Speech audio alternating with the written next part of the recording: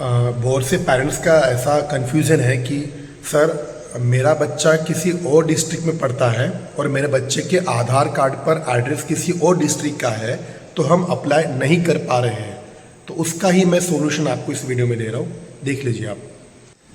देखिए, जैसे आप रजिस्ट्रेशन करने के लिए जाओगे और आपका क्या है कि कोई और डिस्ट्रिक्ट का बच्चा है, आधार कार्ड पर एड्रेस कोई और है और अभी पढ़ किसी और डिस्ट्रिक्ट में रहा है, तो फॉर्म भरने में जो दिक्कत जा रही है उसका उपाय ऐसे है कि यहाँ पर ना जब आप फॉर्म भरते हो, देखो तो यहाँ पर लिख के आता है, ये लिखा है यहाँ पर कि do you have Aadhaar number, yes और नो। ये देखो, ये एरो देखो आप, do you have Aadhaar number, yes और नो। क्या आपके पास आधार नंबर है?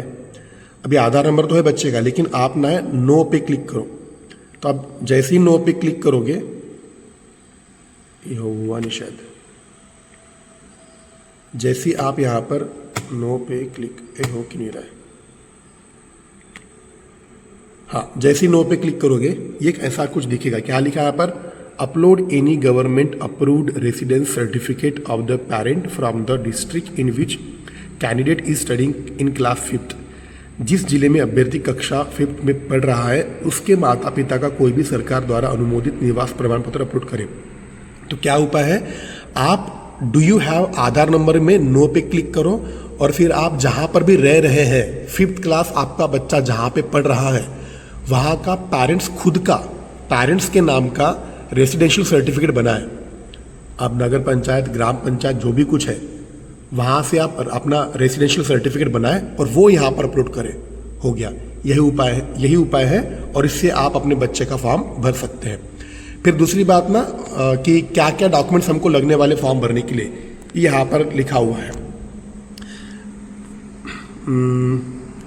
थोड़ा नीचे आते हैं हम, यहाँ पर ये लिखा हुआ है यहाँ पर कि हमको डॉक्यूमेंट्स क्या क्या लगने वाले हैं।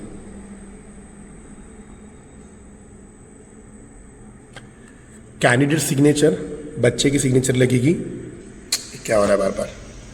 बच्चे की सिग्नेचर लगेगी, पेरेंट्स की सिग्नेचर लगेगी, कैंडिडेट की फोटोग्राफ लगेगी, बच्चे की फोटोग्राफ लगेगी।